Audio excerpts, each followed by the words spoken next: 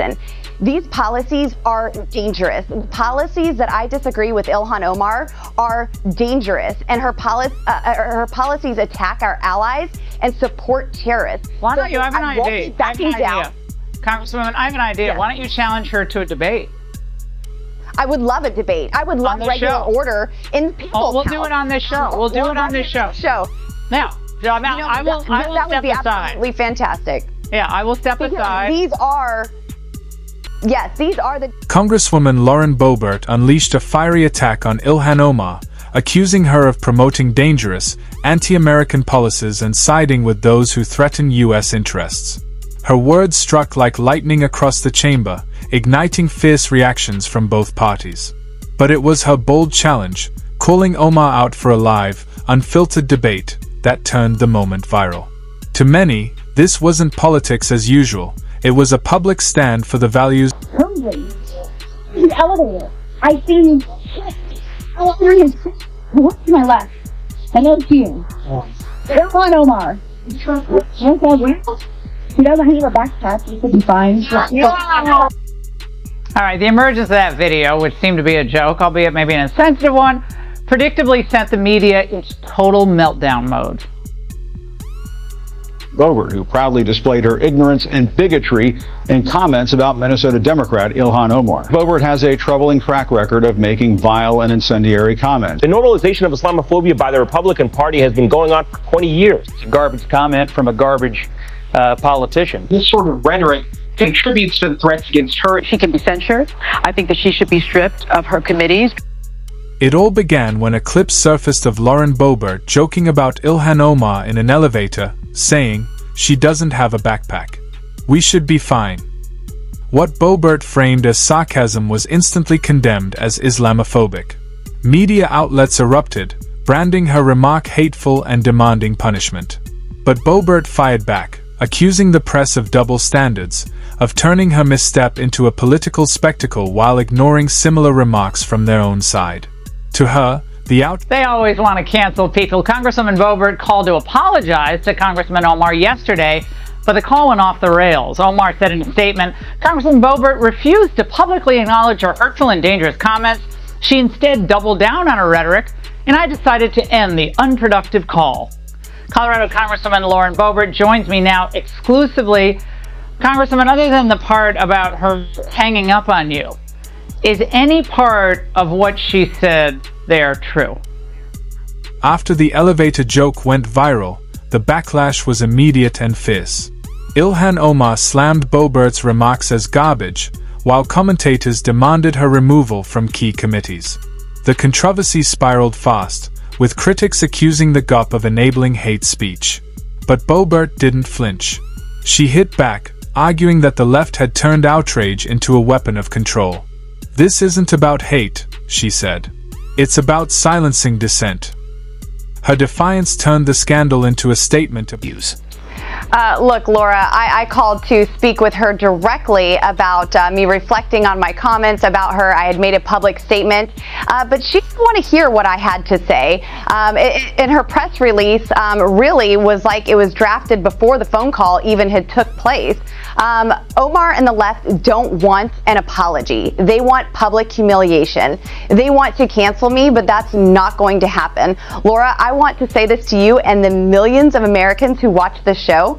I will not be canceled. We all know why CNN and the left want to focus on these distractions. In a rare move to diffuse the uproar, Boebert reached out to Omar directly, offering a personal apology and a chance to talk things through. But the call didn't last long. Omar abruptly ended it. Soon after, she released a public statement accusing Boebert of refusing to take real responsibility. Boebert countered sharply, saying Omar had clearly prepared that press release before they even spoke. To Boebert, the exchange proved a larger point. The left wasn't after dialogue. They have no winning issues to talk about. Democrats can't talk about skyrocketing inflation or the invasion at our southern border. They can't talk about the Americans still stranded in Afghanistan. They can't talk about the supply chain shortages, workforce shortages, or gas shortages. Why can't they talk about these crises? Because they cause each and every one of them. Democrat policies have failed. One-party order for 1 year, and they are failing every single American. So they'll focus on Ilhan's outrage rather than the outrage of the American people who are suffocating under Biden's failed regime. So isn't it important then that, and look, we all...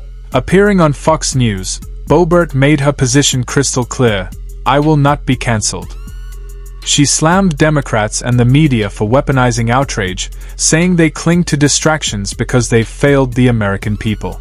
From inflation to the border crisis, she laid out the issues the left refuses to confront. The uproar over Omar, she argued, was just a smokescreen. Her fiery defense struck a chord with conservatives who feel silent. Things that are a little bit outrageous every now and then. So you're young. You just arrived in Washington. But they're going to come after you because they think you're a threat. Now, you're an America First conservative. They don't like you. They never did. They're never going to. You're never going to win accolades from the elites. They hate you. But you can't give them a bat to hit you over the head with either, which you kind of did with those comments. Do you recognize that? When pressed about her remarks, Boebert didn't retreat. She doubled down. She said she wasn't apologizing to appease Ilhan Omar or Nancy Pelosi, making it clear she stands for faith, family, and freedom. Boebert defended her unwavering support for Israel, law enforcement, and the Second Amendment, accusing Omar of pushing policies that endanger Americans and erode national security.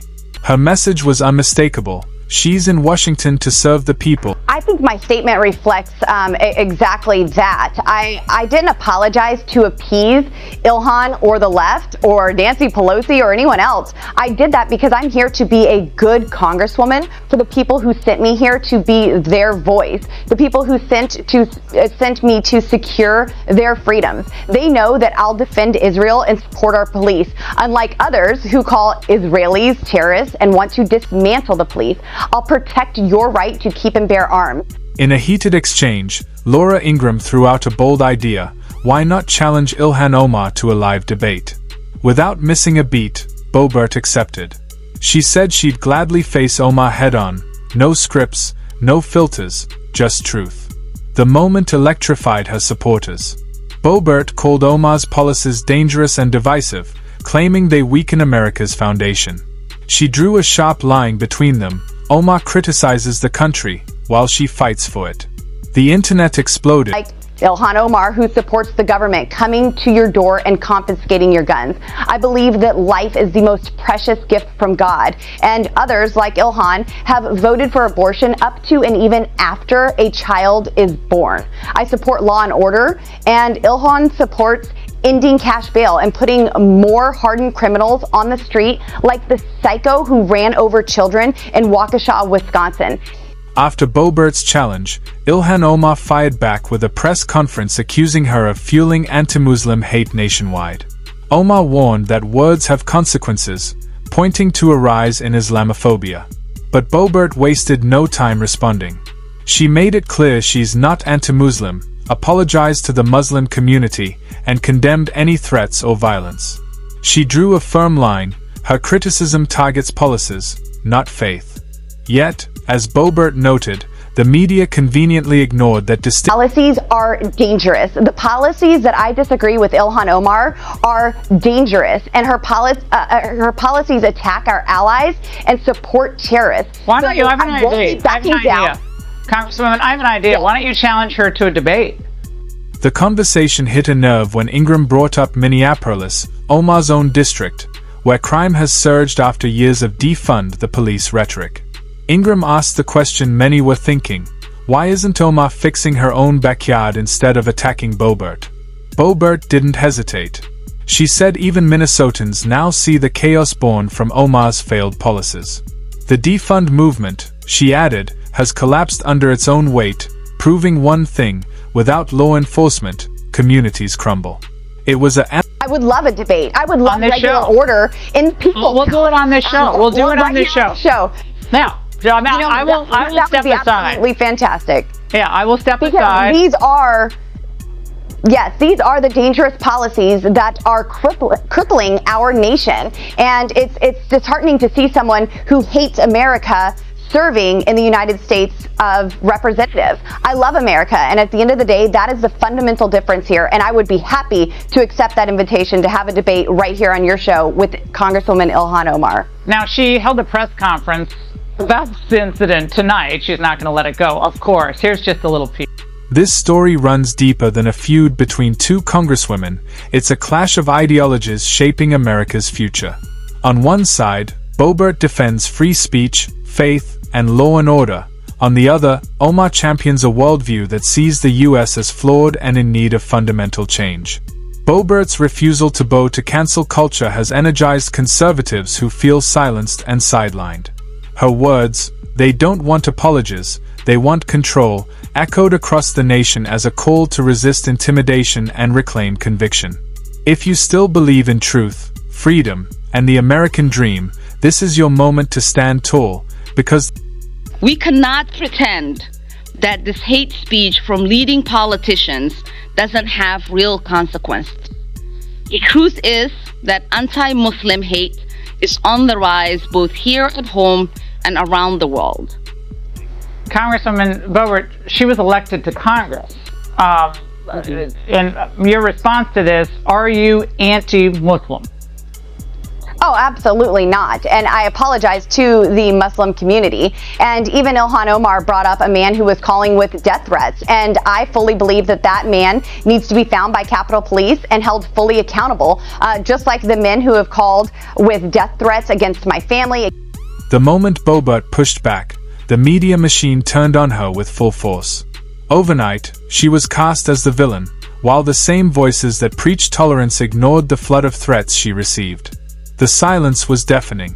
It wasn't about accountability anymore, it was about punishment. Boebert's words suddenly rang prophetic. The left doesn't seek justice, they seek control. What followed wasn't journalism, it was a calculated effort to crush dissent and make an example out of anyone. Staff, my restaurant, all in the past few days, they need to be found and held accountable. And you know how that's going to happen?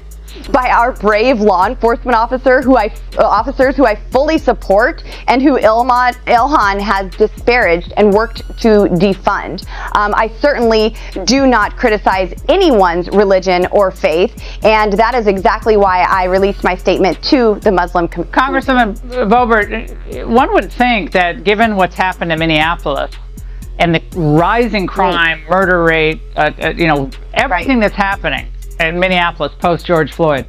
At the heart of this clash lies a battle over what America truly stands for. It's not just Boebert versus Omar, it's two visions of the nation colliding head-on. One side believes in patriotism, personal responsibility, and the enduring strength of faith and freedom.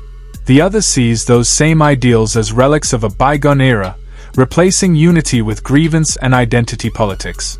Boebert channels the voice of millions who still see the flag as a promise, not a problem, while Omar's I think that Congresswoman Ilhan Omar would kind of focus on that, especially after the defund the police thing went down in flames in that referendum. But you're the focus.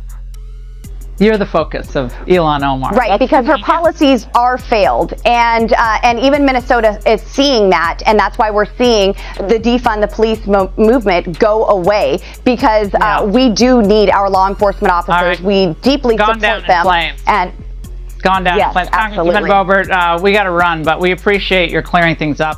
This battle runs deeper than two women in Congress. It's about the soul of America and the path the nation will take in the next decade. Lauren Boebert exposed a cycle that's become all too predictable. When failures mount, the outrage machine fires up. Inflation? Talk about hate speech. Crime? Blame conservatives. The pattern is clear: diversion over accountability. And Boebert's refusal to bow to that script is exactly what made her a target. Her willingness to apologize without surrendering her beliefs struck a nerve. In an age where public shaming has replaced dialogue, she reminded Americans that regret doesn't mean retreat. That stand turned her into something more than a politician, a symbol of defiance against cancel culture's grip. Faith, family, and firearms aren't slogans to her. They are the backbone of her identity and the values she says built this country. She contrasts those ideals sharply with Ilhan Omar's record, late-term abortion votes, pushes for gun control, and criticism of Israel. To Boebert, these aren't policy disagreements but reflections of two opposing visions for America. Her line, "You may not like my style, but you'll never doubt my love for this country," resonated because it wasn't rehearsed. It was raw, unapologetic, and real. When Boebert challenged Omar to a live debate, it wasn't about theatrics. It was about courage, the kind most politicians avoid. That bold yes on live TV reminded viewers what political accountability should look like, ideas tested in open conversation, not filtered through headlines. Omar's silence afterwards said more than any press release could. In truth, this was never just about Boebert. It was about silencing millions who think like her, ordinary Americans tired of being called hateful for holding traditional values. She put it best, disagreement isn't hate, it's freedom. By standing tall when the outrage mob came for her, she showed that conviction can still outshine conformity. At its core, this story isn't religion versus politics, it's patriotism versus performance. Boebert, the unapologetic voice of small-town America, faced off against a polished insider of Washington's elite. One speaks from conviction, the other from calculation. That's why her message scares the establishment, because it can't be managed. In the end, Boebert's stand wasn't about winning a news cycle. It was about reminding Americans that loving your country, defending your beliefs, and speaking your truth aren't acts of hate, they are acts of courage. The fight for free speech and national identity is far from over. And as long as there are voices like hers willing to stand firm, the American spirit will never be silenced.